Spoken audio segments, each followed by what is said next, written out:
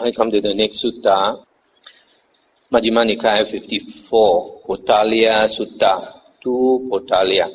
Thus have I heard, on one occasion the Blessed One was living in the country of the Anguttarapans at a town of theirs named Apana. Then when it was morning, the Blessed One dressed, and taking his bowl and outer robe, went into Apana for alms.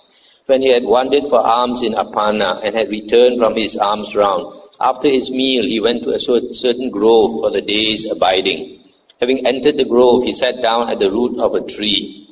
Potaliya the householder, while walking and wandering for exercise, wearing full dress with parasol and sandals, also went to the grove. And having entered the grove, he went to the Blessed One and exchanged greetings with him. When this courteous and amiable talk was finished, he stood at one side.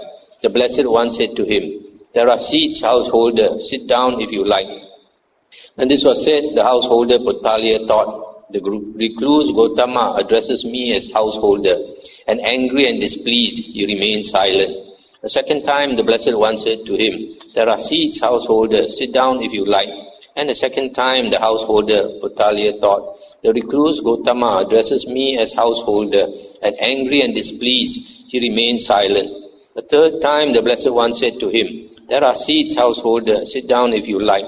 When this was said, the householder Potaliya thought, "The recluse Gotama addresses me as householder," and angry and displeased, he said to the Blessed One, "Master Gotama, it is neither fitting nor proper that you address me as householder." And the Buddha said, "Householder, you have the aspects, marks and signs of a householder." And he said, "Nevertheless, Master Gotama, I have given up all my works and cut off all my affairs." "In what way have you given up all your works, householder, and cut off all your affairs?" "Master Gotama, I have given up all my wealth, grain, silver and gold to my children as their inheritance. Without advising or admonishing them, I live merely on food and clothing. This is how I have given up all my works and cut off all my affairs." "Householder, the cutting off of affairs as you describe it is one thing, but in the noble one's discipline, the Aryan discipline, the cutting off of affairs is different." Stop here for a moment. So this man, like a lot of people, just because he has given up his money to his children, he thinks that he's a renunciant. But as you see later, he still has wives, children, etc., and still enjoying sensual pleasures, etc. What is the cutting off of affairs like in the noble one's discipline, Venerable Sir? It would be good, Venerable Sir, if the Blessed One would teach me the Dhamma, showing what the cutting off of affairs is like in the noble one's discipline. Then listen, householder, and attend closely to what I shall say. Yes, Venerable Sir, Potaliya the householder replied. The Blessed One said, "Householder, there are 8 things in the noble one's discipline that lead to the cutting off of affairs."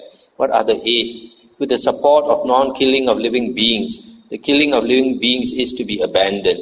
With the support of taking only what is given, the taking of what is not given is to be abandoned. With the support of truthful speech, false speech is to be abandoned. With the support of unmalicious speech, malicious speech is to be abandoned. With the support of refraining from rapacious greed is to be abandoned. With the support of refraining from spiteful scolding is to be abandoned. With the support of refraining from angry despair is to be abandoned. With the support of arrogance is to be abandoned. These are the 8 things stated in brief, without being expounded in detail, that lead to the cutting off of affairs in the noble one's discipline. Let's stop here for a moment. So the fact that the Buddha mentioned all these things, probably this man, Potaliya, he still has all these blemishes, still killing, still stealing, lying, etc. Venerable Sir, it would be good if, out of compassion, the Blessed One would expound to me in detail these 8 things that lead to the cutting off of affairs in the Blessed One's discipline, which have been stated in brief by the Blessed One, without being expounded in detail. Then listen, householder, and attend closely to what I shall say. Yes, Venerable Sir, Potaliya the householder replied.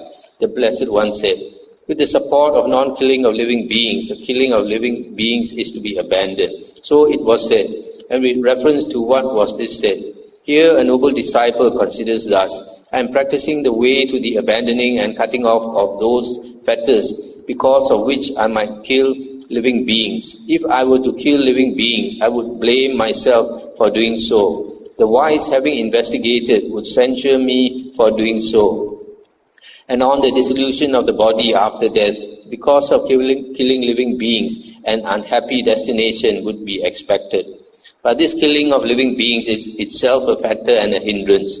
And while pains, vexation and fever might arise through the killing of living beings, there are no pains, vexation and fever in one who abstains from killing living beings.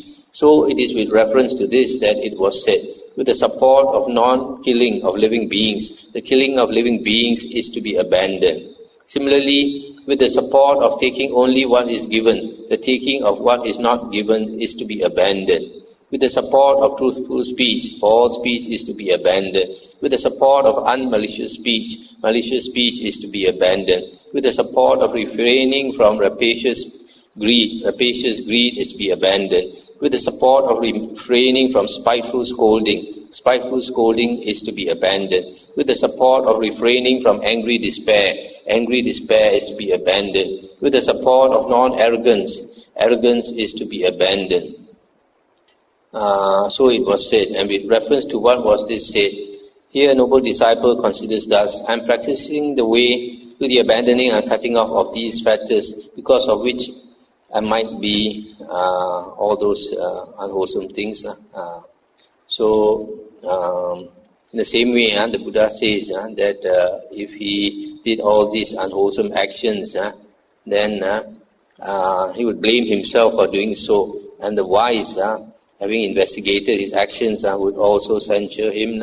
And then on the dissolution of the body after death, an unhappy destination would be expected. These 8 things that lead to the cutting off affairs in the Noble One's discipline have now been expounded in detail. But the cutting off of affairs in the Noble One's discipline has not yet been achieved entirely and in all ways. And Potaliya asks, Venerable Sir, how is the cutting off of affairs in the Noble One's discipline achieved entirely and in all ways? It would be good, Venerable Sir, if the Blessed One would teach me the Dhamma, showing me how the cutting off of affairs in the Noble One's discipline is achieved entirely and in all ways. Then listen, householder, and attend closely to what I shall say. Yes, Venerable Sir, Potaliya the householder replied.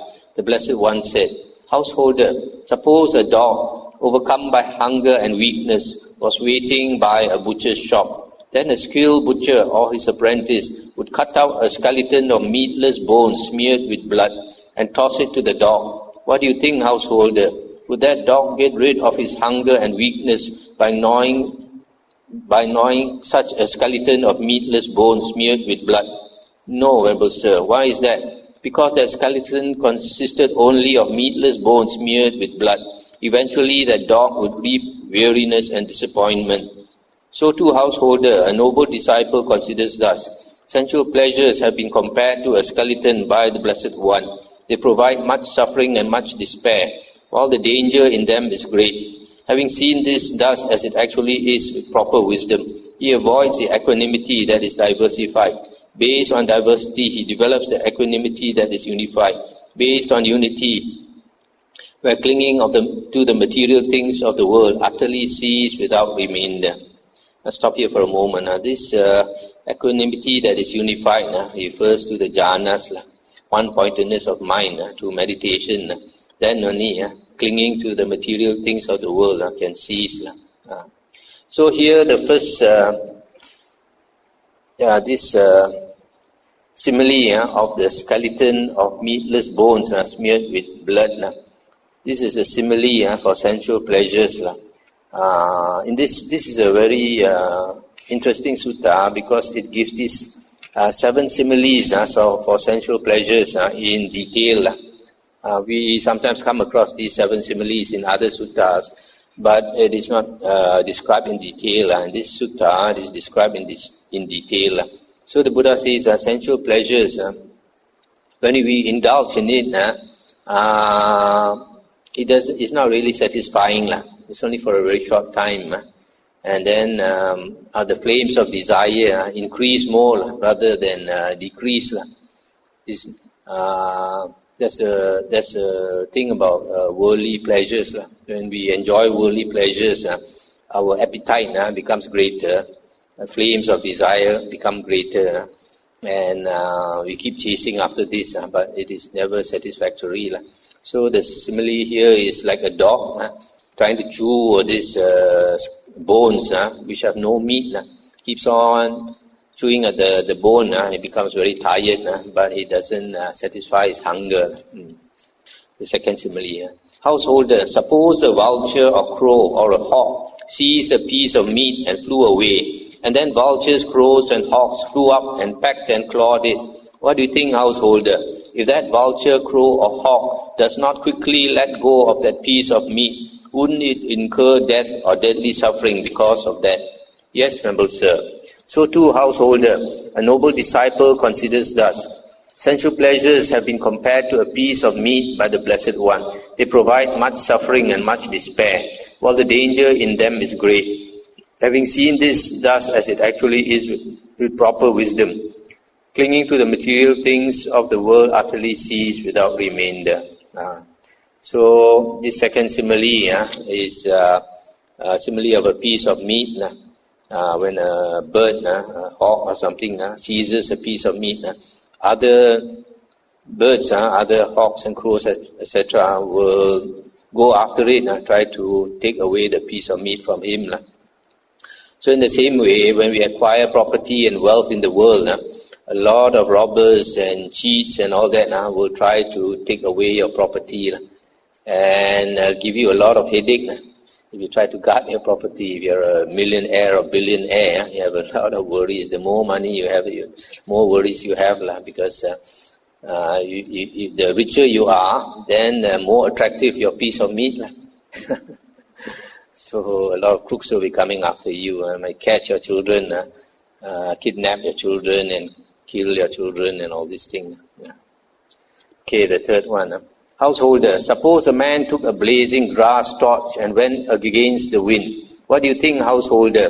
If that man does not quickly let go of that blazing grass torch, wouldn't that blazing grass torch burn his hand or his arm or some other part of his body, so that he might incur death or deadly suffering because of that? Yes, venerable sir. So too, householder, a noble disciple considers thus.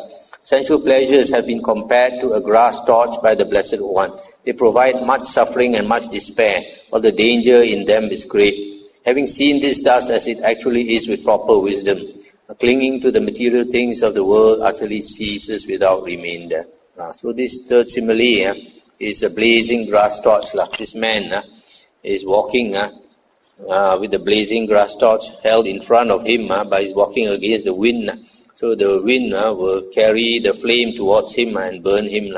So in the same way, sometimes we indulge in sensual pleasures, for example, engaging in adultery and all that, then it burns us.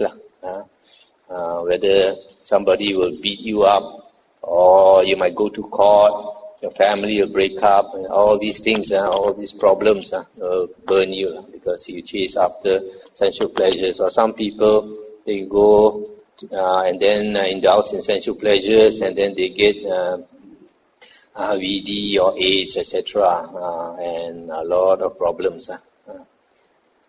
Okay, the fourth one. Householder, suppose there were a charcoal pit deeper than a man's height, full of glowing coals, without flame or smoke. Then a man came who wanted to live and not to die, who wanted pleasure and recoiled from pain. And two strong men seized him by both arms and dragged him towards the charcoal pit. What do you think, householder? Would that man twist his body this way and that? Yes, venerable sir. Why is that? Because that man knows that if he falls into the charcoal pit, he will incur death or deadly suffering because of that.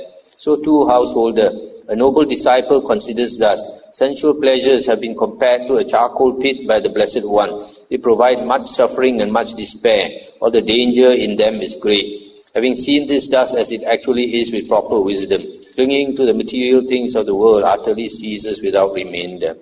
So here, a person who understands the Dhamma, he will see sensual pleasures like a charcoal pit that can burn you. So sometimes some people having gone through the round of rebirths for a long time and having gone perhaps to hell because of adultery, when they get the chance to commit adultery also, they will dare not do it. They know there will be a lot of suffering from it. So sensual pleasures is like a charcoal pit.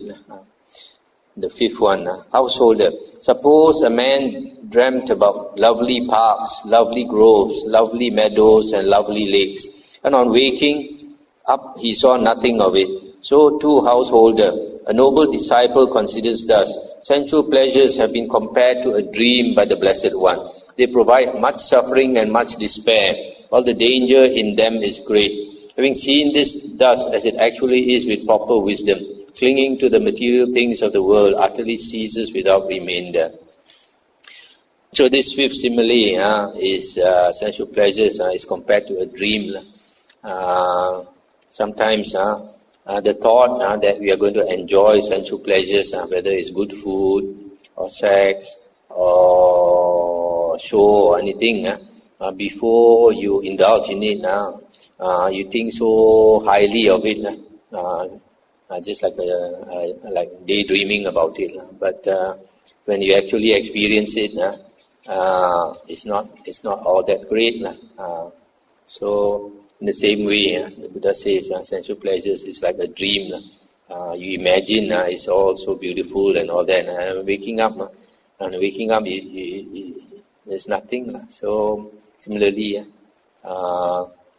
sometimes we go to great extent to satisfy our sensual pleasures, but when you really reflect on it, actually the simile given in the Potaliya Sutta, the Buddha says sensual pleasures is like an itch. A leper, his skin, his flesh is all rotten, and because of the bacteria and all that, he feels the itch so badly that he has to scratch and scratch and scratch until the blood comes out and turns to pus. And still he cannot satisfy that itch because it goes into his very bones. What does he do? He takes a charcoal and burns his flesh because the itch is extreme. And only then he satisfies that itch, but only for a while. Later, the itch comes back. Again, he has to scratch until the pus comes out, turns to pus, and then he has to burn himself. But the more he does it, the worse his condition becomes. So there is another simile given in the Potaliya Sutta. Okay. Householder, suppose a man borrowed goods on loan, a fancy carriage and fine jewelled earrings, and preceded and surrounded by those borrowed goods, he went to the marketplace. Then people, seeing him, would say, "Sirs, that is a rich man. That is how the rich enjoy their wealth." Then the owners, whenever they saw him, would take back their things. What do you think, householder? Would that be enough for that man to become dejected? Yes, noble sir. Why is that? Because the owners took back their things. So too, householder, a noble disciple considers thus: sensual pleasures have been compared to borrowed goods by the Blessed One. They provide much suffering and much despair, while the danger in them is great. Having seen this thus as it actually is with proper wisdom, clinging to material things of the world utterly ceases without remainder. So this last one, the sensual pleasures, is compared to borrowed goods. You enjoy it for a short while, later it's all taken away from you. And then, not only that, when we enjoy sensual pleasures in the world, our blessings reduces. We come into this world with a certain amount of blessings. As we enjoy life, our blessings reduce, keep on reducing, and then And then in the end, when we are dying, if we don't have enough blessings, we go to a woeful plane of rebirth. So in the same way, this man, sensual pleasures is like the borrowed goods. He enjoys it, but in the end, he suffers. It's all taken away from him, because everything in the world is impermanent. Householder, suppose there were a dense grove not far from some village or town, within which there was a tree laden with fruit, but none of its fruit had fallen to the ground. Then the man came needing fruit, seeking fruit, wandering in search of fruit. And he entered the grove and saw the tree laden with fruit. Thereupon he thought, this tree is laden with fruit, but none of its fruit has fallen to the ground. I know how to climb a tree, so let me climb this tree, eat as much fruit as I want, and fill my bag. And he did so. Then the second man came needing fruit, seeking fruit, wandering in search of fruit, and taking a sharp axe, he too entered the grove and saw that tree laden with fruit. Thereupon he thought, this tree is laden with fruit, but none of its fruit has fallen to the ground. I do not know how to climb a tree, so let me cut this tree down at its root, eat as much fruit as I want, and fill my bag. And he did so. What do you think, householder? If that first man who had climbed the tree doesn't come down quickly, when the tree falls, wouldn't he break his hand or his foot or some other part of his body, so that he might incur death or deadly suffering because of that? Yes, venerable sir. So too, householder, a noble disciple considers thus, sensual pleasures have been compared to a fruit tree by the Blessed One. They provide much suffering and much despair. All the danger in them is great. Having seen this thus as it actually is with proper wisdom, he avoids the equanimity that is diversified, based on diversity, and develops the equanimity that is unified, based on unity, where clinging to the material things of the world utterly ceases without remainder. This equanimity that is diversified refers to worldly equanimity, and equanimity that is unified refers to the equanimity in jhana, when the mind becomes one-pointed. So this last simile, sensual pleasures, is compared to a fruit tree. The first man went to enjoy the fruits of the tree, and while he's enjoying the fruits of the tree, there's much danger for him, because the second man is chopping the tree down. He's going to break his limbs and fall down. So in the same way, if you enjoy sensual pleasures, there are some other people also out to enjoy the same sensual pleasures that we are enjoying. So this simile is a bit similar to the first one. Is it the first one or is it the second one about the piece of meat? Where this bird has flew up in the air with a piece of meat and other birds come after him. So in the same way, this man is enjoying the fruit, but another man also wants to enjoy the fruit, and so he's in great danger. Having arrived at that same supreme purity of recollection and equanimity, this noble disciple recollects his manifold past lives, that is one birth, two births, etc. Thus with the aspects and particulars, he recollects his manifold past lives. Having arrived at that same supreme purity of recollection and equanimity, with the divine eye which is purified and surpasses the human, this noble disciple sees beings passing away and reappearing, and he understands how beings pass on according to their actions or karma. Having arrived at that same supreme purity of recollection and equanimity, by realizing for himself with direct knowledge, this noble disciple here and now enters upon and abides in the deliverance by mind and deliverance by wisdom that are taintless with the destruction of the taints. At this point, householder, the cutting off of affairs in the noble one's discipline has been achieved entirely and in all ways. What do you think, householder? Do you see in yourself any cutting off of affairs like this? Cutting off of affairs in the noble one's discipline, when it is achieved entirely and in all ways? And Potaliya answered, Venerable sir, who am I that I should possess any cutting off of affairs entirely and in all ways like that in the noble one's discipline? I am far indeed, Venerable sir, from that cutting off of affairs in the noble one's discipline, when it has been achieved entirely and in all ways. For, Venerable sir, though the wanderers of other sects are not thoroughbreds, we imagine that they are thoroughbreds. Though they are not thoroughbreds, we fed them the food of thoroughbreds. Though they are not thoroughbreds, we set them in the place of thoroughbreds. But the monks are thoroughbreds. We imagine that they are not thoroughbreds. Though they are thoroughbreds, we fed them the food of those who are not thoroughbreds. Though they are thoroughbreds, we set them in the place of those who are not thoroughbreds. But now, Venerable Sir, as the wanderers of other sects are not thoroughbreds, we shall understand that they are not thoroughbreds. As they are not thoroughbreds, we shall feed them the food of those who are not thoroughbreds. As they are not thoroughbreds, we shall set them in the place of those who are not thoroughbreds. But as the monks are thoroughbreds, we shall understand that they are thoroughbreds. As they are thoroughbreds, we shall feed them the food of thoroughbreds. As they are thoroughbreds, we shall set them in the place of those who are thoroughbreds. Venerable Sir, the Blessed One has inspired in me love for recluses, confidence in recluses, reverence for recluses. Magnificent Master Gotama, magnificent Master Gotama. Master Gotama has made the Dhamma clear in many ways, as though he were turning upright what had been overthrown, revealing what was hidden, showing the way to one who was lost, or holding up a lamp in the dark for those with eyesight to see forms. I go to Master Gotama for refuge, and to the Dhamma, and to the Sangha of monks. From today, let Master Gotama remember me as a lay follower, who has gone to him for refuge for life. That's the end of the sutta. So here the Buddha says that the cutting off of affairs in the Aryan discipline, that means the renunciant.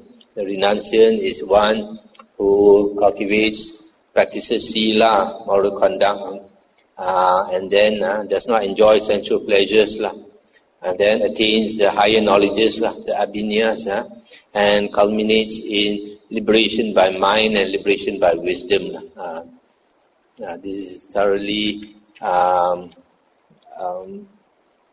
thorough cutting off of affairs in the Aryan discipline. So the Potaliya had to admit that he has not achieved any of these states, and also he realized that he was